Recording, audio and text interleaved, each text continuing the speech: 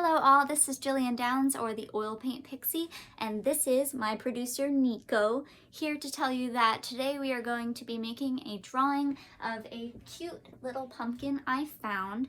Through this video, I'd like to also show you a couple tips and tricks to use for drawing any kind of object the first time. I hope it'll be helpful, and let's get started.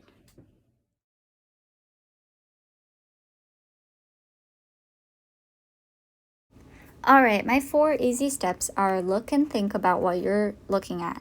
Seriously, don't just draw what you imagine it to be.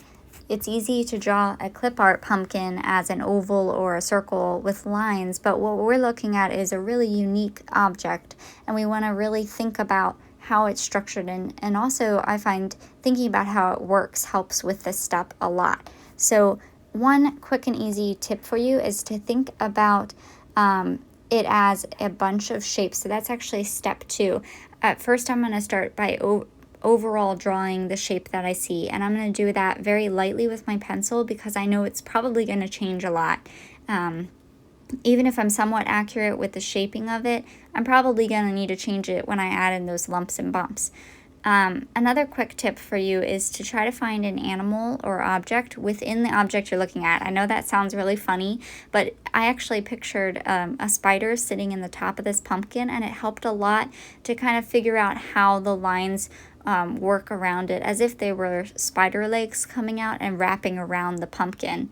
And thinking about how they would hang around the pumpkin helped me actually get the perspective right, and the lines kind of come together at the bottom of the pumpkin, and that's a big perspective tip, and things that you learn about as you go through drawing different objects. But it's easier when you are looking for a little object to get that structure right without having to know all that stuff yet.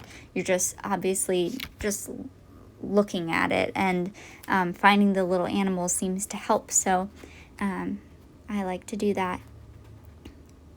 So yep, there's me drawing in just the bottom of the pumpkin. And so I really have thought about each section of the pumpkin now and rounded out the edges as I went along, really trying to create each bump as its own unique thing. And now I'm going to go ahead and try to find the textures that I see. So when I look at this pumpkin, I see a lot of little specks and details, especially around the edging there in the little grooves. It seems like the dark orange kind of branches out onto the yellow, and then there's a lot of little specks in between. So I'm going to go ahead and try to draw that the way I see it. But once I do it once, this is also a great thing, is, I'm giving the impression of this pumpkin, and I'm studying it, which is great for my visual vocab, but not every single section has to be exactly like this pumpkin that I'm looking at. I can have some flexibility. So once I do it one time, I can just repeat that same pattern on the next little bump, and it'll be pretty readable.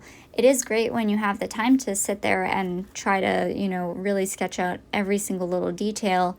That's a great study too. But when you are initially studying objects, I think it's fun and a great thing to just kind of get the overall texture at first, and then go back in, and you have your eraser, you can erase and add more, but you don't need to worry about all of that right away. Just get the general shapes and the general texture in, and you're good to go and make a bunch of different kinds of pumpkins. So the last thing is I'm looking for pizzazz, and pizzazz is like the extra little details I want to add that maybe I didn't see before. Pumpkin, also, so adding in a shadow is great to really make this pumpkin stand out on the page. And I love writing the date so I can always look back on it and see when I made it last. Alright, I hope this was helpful, and enjoy making your pumpkin drawings.